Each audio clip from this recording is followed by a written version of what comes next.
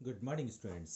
प्यारे बच्चों, आज हम सांख्यिकीय माध्यम में माध्यिका निकालनी सीखेंगे, जिसका एक और प्रकार वाला सवाल, एक और नए तरीके वाला सवाल आपको बता रहा हूँ।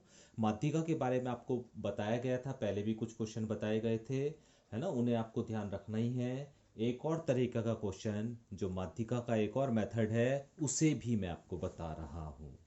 तो ध्यान से सीखिएगा प्यारे बच्चों, है ना, क्योंकि बहुत ही इंपॉर्टेंट क्वेश्चन है ये। माध्यिका निकालने का आसान सा मेथड है, और ध्यान से आप अगर समझेंगे तो बहुत आसानी से आपको समझ में आ भी जाएगा। तो देखते हैं, एक क्वेश्चन मैंने लिया है, उसी से आप समझ जाएंगे। एक क्वेश्चन लिया है मैंने, जिसकी सहायता से हमें माध्यिका ज्ञात करनी है। और क्वेश्चन प्यारे बच्चों इस तरह से आपको दिया गया है सारणी के रूप में। एक तरफ तो आपको प्राप्तांक दिए गए हैं, 0 से 10, 10 से 20, 20 से 30, 30 से 40, 40 से 50, और एक तरफ इनकी बारंबारता दी गई है। इस तरह सारणी बना के आपको दी गई है, प्राप्तांक दिए गए हैं और बारंबारता आपको दी गई है। और प्यारे बच्चों, आप अच्छे से जानते हैं, जब भी हम माध्यिका निकालते हैं, सारणी वाले सवाल हैं और माध्यिका निकालनी है, तो संचयी बारंबारता हमें निकालनी ही होती है। तो हमने संचयी बारंबारता निकाली, और संचयी बारंबारता आप सीख चुके हैं किस प्रकार से निकाली जाती है। पहली बारंबारता ऐसी के ऐसी ही, और पहली बारंबारता ऐसी की ऐसी रख दोगे तो वो पहली संचयी बारंबारता बन जाएगी। ठीक है। अब पहली संचयी बारंबारता में अगली बारंबारता जोड़ दो, पहली संचयी बारंबारता में अगली बारंबारता जोड़ दो, तो दूसरी संचयी बारंबारता आ जाएगी। अब दूसरी संचयी बारंबारता में तीसरी बारंबारता जोड़ दो, तो तीसरी संचयी बारंबारता आएगी। अब तीसरी संचयी बारंबारता में चौथी बारंबारता जोड़ दो, तो चौथी संचयी बारंबारता। इस तरह हम आगे बढ़ते हैं। अभी 27 में 3 जोड़ेंगे तो 30 आ जाएगा। तो इस तरह प्यारे बच्चों हमने संचयी बारंबारता बना ली है ना। ये तो हमें दिए गए हैं क्वेश्चन में, ये हमने खुद बना ली है। अभी सबसे पहले इसे हम जोड़ेंगे, जिसे हम लिखेंगे n या सिग्मा f, जिसे हम n के द्वारा भी प्रदर्शित करते हैं, या सिग्मा f भी इसे कह सकते हैं। और इसकी वैल्यू देखेंगे तो कितनी आएगी, 30 आएगी। ठीक है। इस 30 का आधा करोगे, 30 का आधा करोगे तो कितना आएगा, 15 आएगा। तो सबसे पहले यही काम करना है, जब आपको माध्यिका निकालनी हो और वर्ग अंतराल वाला सवाल दिया गया हो, तो जब आप इसे सिग्मा एफ को जोड़ दो, उसका आधा कर देना, n/2 लिख देना। तो n/2 जब करा हमने तो कितना आया, 15 आ गया है। ठीक है। अब इस 15 को प्यारे बच्चों संचयी बारंबारता में देखना है कहां पर आएगा, और ये बात आप अच्छे से सीख चुके हो। अभी इस 15 को देखना है संचयी बारंबारता में कहां पर आएगा। तो आप देखेंगे यहां पर आपको 15 दिखेगा कि 20 के अंतर्गत 15 आ जाएगा। ठीक है।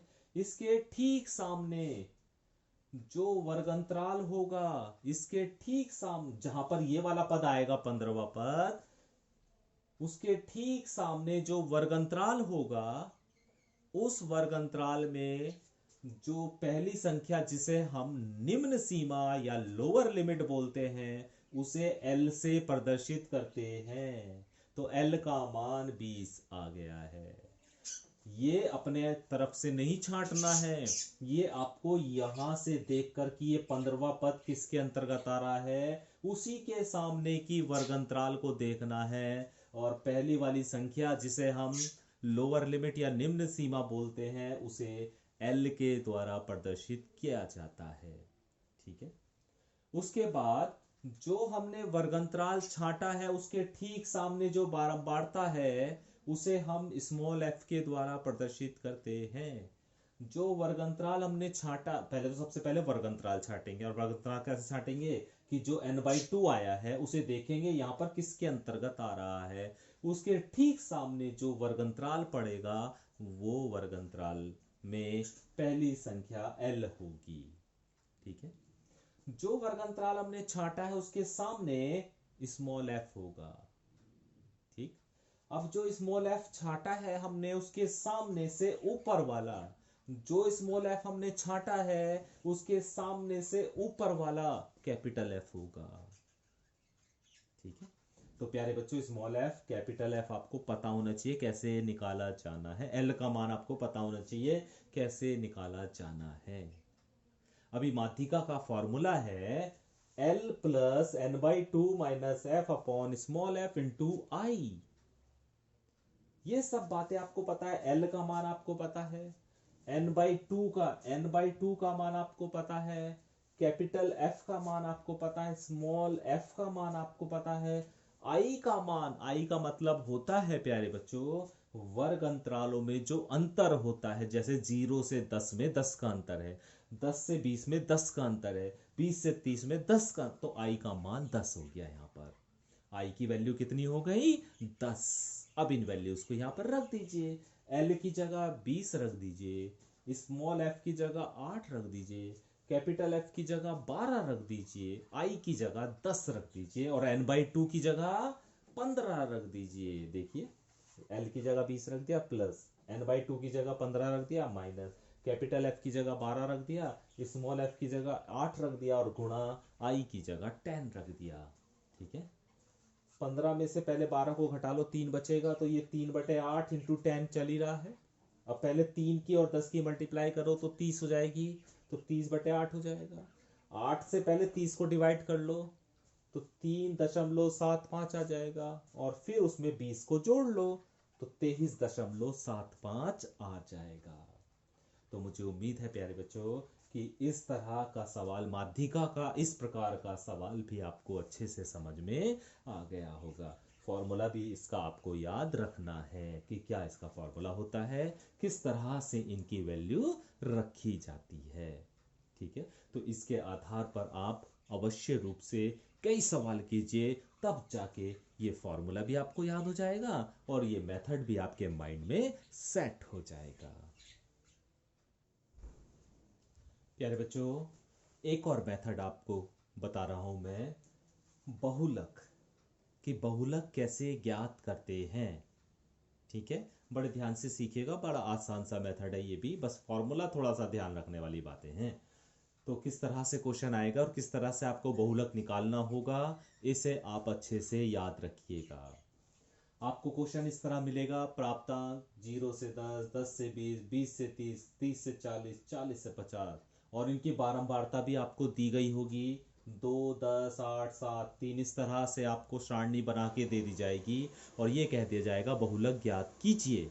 तो किस प्रकार से बहुलक ज्ञात करेंगे, तो सबसे पहले प्यारे बच्चों आप देखेंगे सबसे बड़ी बारंबारता कौन सी है, सबसे बड़ी बारंबारता कौन सी है। तो जो सबसे बड़ी बारंबारता होगी, यहां पर 10 है, तो जो सबसे बड़ी बारंबारता होगी उसे F1 से प्रदर्शित करते हैं, उसे F1 से प्रदर्शित करते हैं। तो F1 का मान 10 हो जाएगा। और जो प्यारे बच्चों सबसे बड़ी बारंबारता है उसके ठीक सामने जो वर्ग अंतराल है, जो सबसे बड़ी बारंबारता है उसके ठीक सामने जो वर्ग अंतराल है, उसमें जो पहली संख्या यानी निम्न सीमा वो L होती है।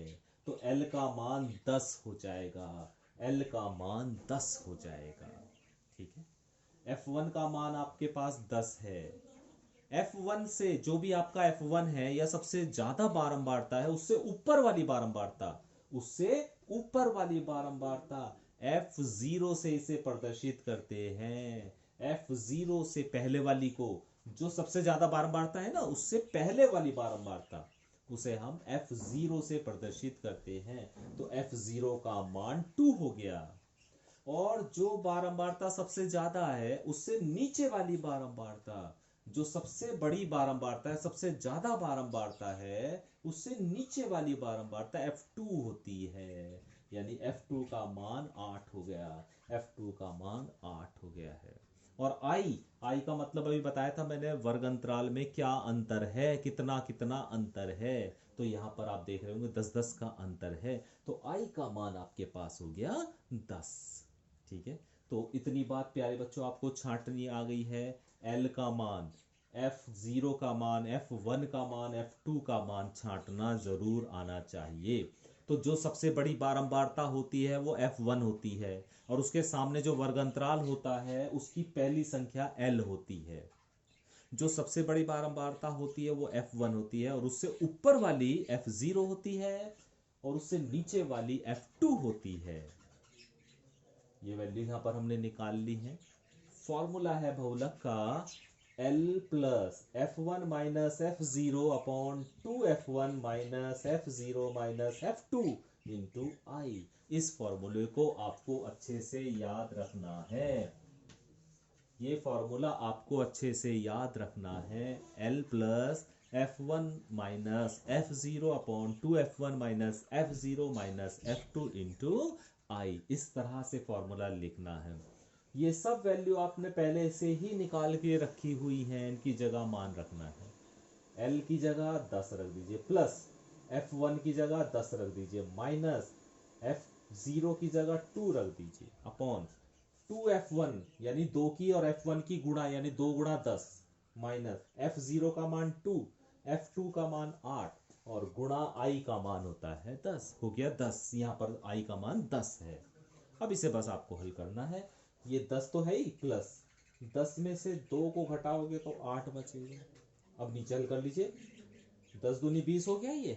अब इस 20 में से ये माइनस का 2 और माइनस का 8 यानी माइनस के 10 हो गए, घटाएंगे तो 10 बच जाएगा नीचे, और इंटू 10 चल ही रहा है।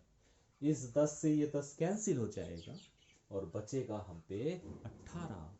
तो इसकी जो बहुलक हो गया प्यारे बच्चों वो हो गया 18।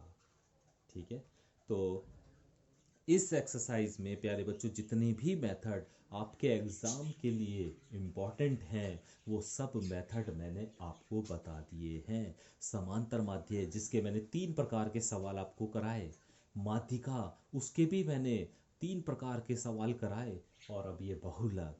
अगर ये मेथड आपको पता है अच्छे से तो एग्जाम में इनके आधार पर जो भी क्वेश्चन आए उसे आप आराम से कर लेंगे। तो सारे मेथड हम सीख चुके हैं इस चैप्टर के। अब हम कल से कल से प्यारे बच्चों हम इसी चैप्टर के अन्य क्वेश्चंस पर प्रैक्टिस करना शुरू करेंगे। Thank you.